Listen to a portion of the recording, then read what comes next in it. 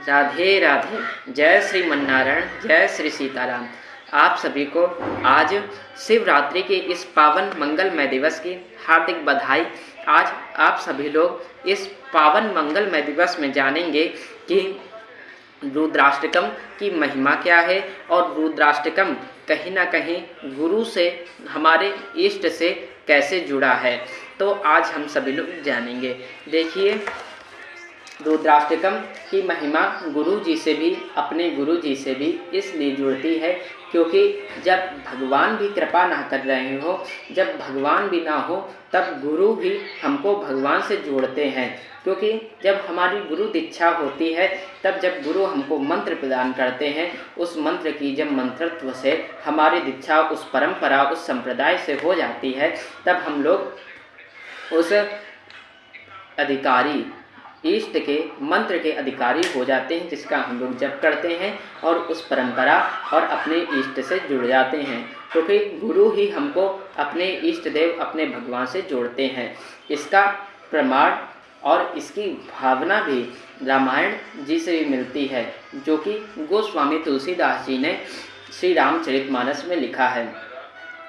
जब देखिए, काकभुसुंडी जी पक्षीराज गरुण जी से कह रहे थे, पक्षीराज गरुण जी से कह रहे थे कि हे पक्षीराज, उस कली काल में मैं बहुत वर्षों तक अयोध्या में रहा।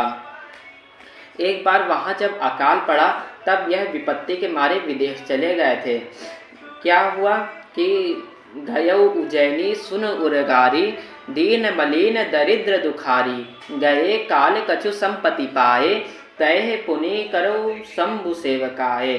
तो कहते हैं काकभुसुंडी जी, हे सर्पों के शत्रु गरुण जी सुनिए, मैं दीन मलिन दरिद्र और दुखी होकर उज्जैन गया।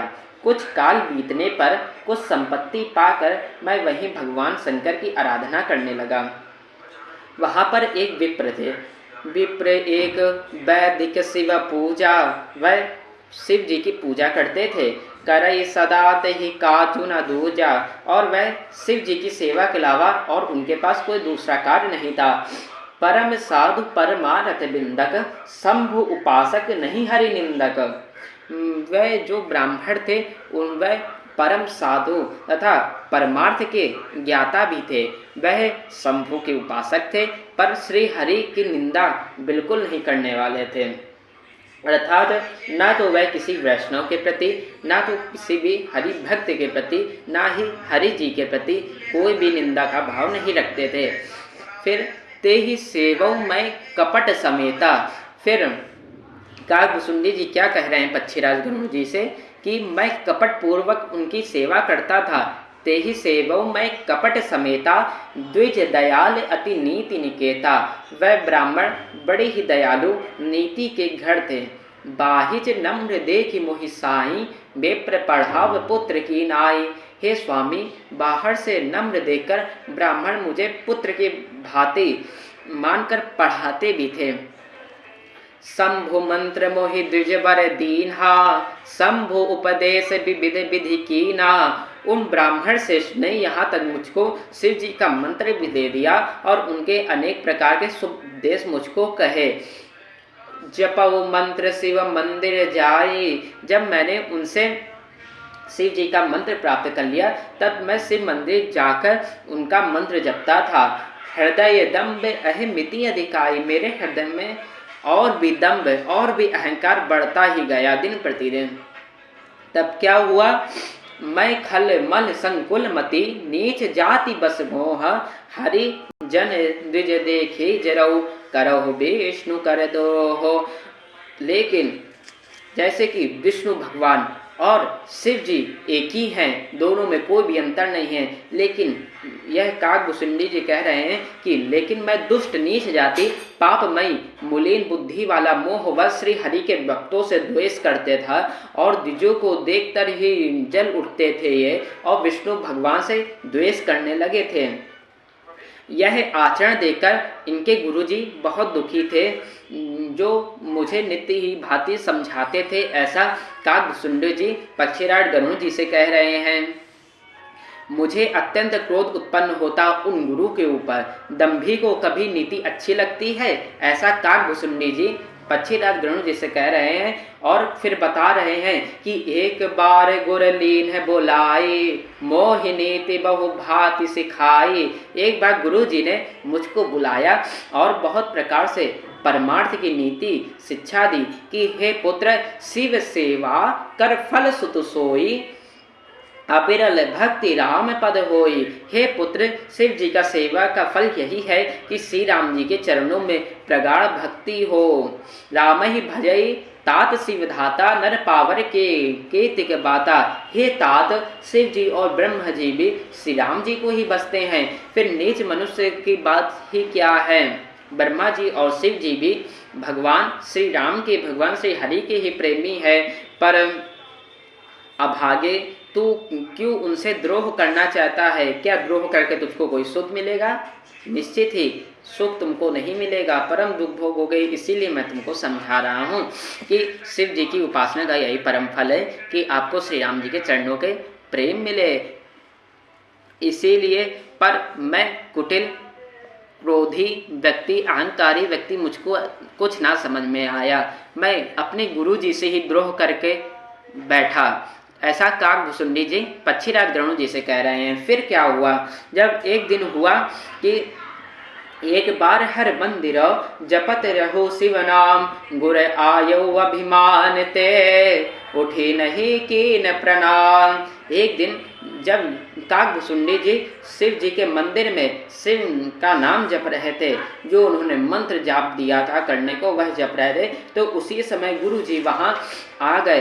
पर अभिमान के मारे जानबूझकर उसने उठकर, मतलब काकभुसुंडी जी कह रहे हैं, मैंने उठकर उनको प्रणाम ना किया।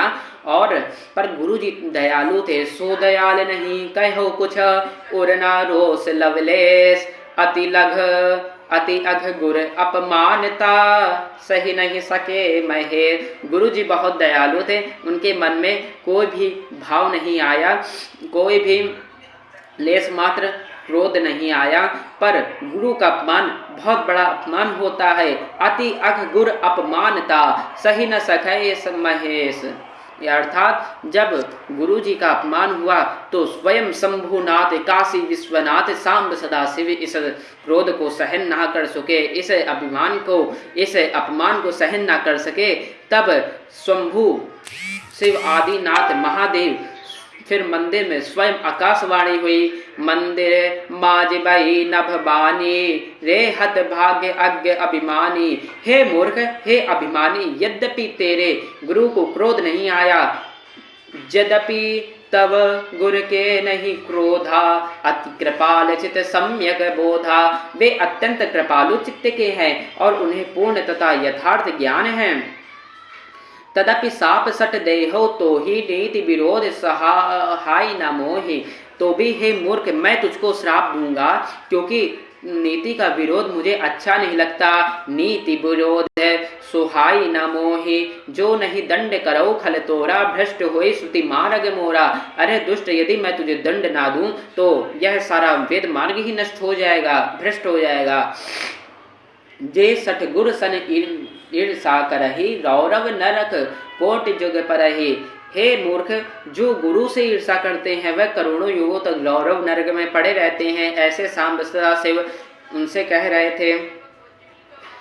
अब जाओ त्रिजग जोनी, पुनि धरहि शरीरा, अयुत जन्म परि पावहि पीरा।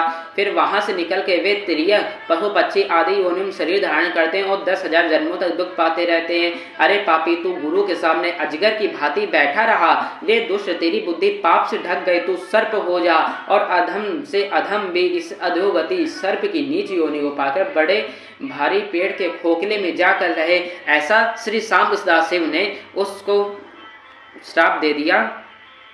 तब यह श्राप सुनते ही गुरुजी हाहाकार हो गए, मतलब हाहाकार कीन गुर दारुने, सुन शिव साप कंपित मोहि बिलोकी अति, और उपजा परिताप। शिव जी का भयानक साप सुनकर गुरुजी ने अहंकार से युक्त उस शिष्य पर तब भी कोई ना दोष देखा, कोई भी लेश मात्र ना देखा और तब उन्होंने हाहाकार किया और उन्हें कांपता हुआ, यानी काकभूषुंडी जी कह रहे हैं मुझे कांपता हुआ देखकर उनके हृदय में बड़ा संताप उत्पन्न हुआ और करि दंडवत सप्रेम द्विज शिवसन मुख कर जोरी विनय करते गद गद स्वर समुझि घोर गति मोरी।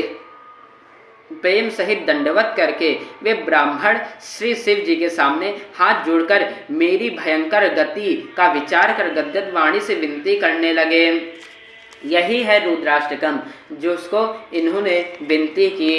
नमामि समीसान निर्वाण रूपम विभुम व्यापकम ब्रह्म वेद स्वरूपम निजं निर्गुणं निरविकल्पं निरीहं चिदाकाशे माकाशे वासं भजेहम्। इसी प्रकार पूर्ण रुद्राष्टकम का इन्होंने यानी पूर्ण वंदना की, जो कि रुद्राष्टकम बनी।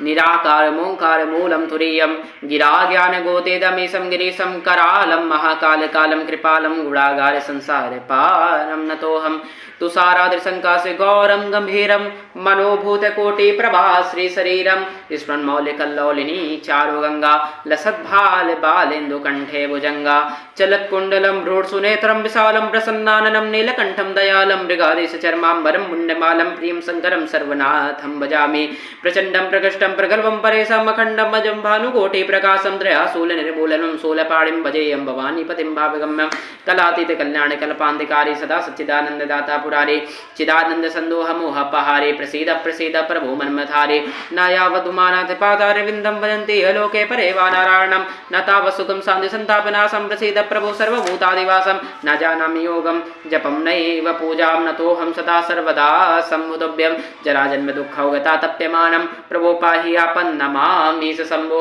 ओम रुद्राष्टकमिदं प्रोक्तं विप्रेण हरतो सये ये पठन्ति नरा भक्त्या तेषां शम्भु प्रसीदते। ओम।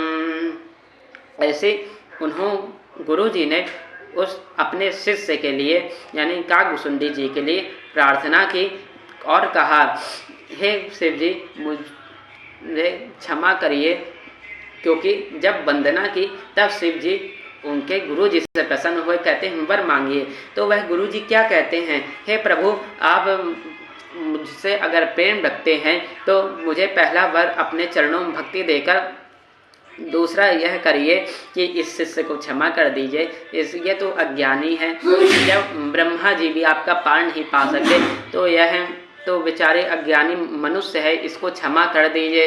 तब शिव जी ने कहा अब मैं श्राप दे चुका हूँ, लेकिन जब टाला नहीं जा सकता, लेकिन तुम अगर कह रहे हो तो जाओ, मैं प्रसन्न हो। यह हजारों बार जन्म लेगा पर उस जन्म में और मृत्यु के बंधन में भी यह उसके दुख को नहीं व्यापेगा, उसको एक भी कष्ट एक भी दुख नहीं होगा जन्म मरण का, और जो इसको ज्ञान है उसका ज्ञान भी नहीं मिटेगा, हर जन्म में इसका ज्ञान रहेगा।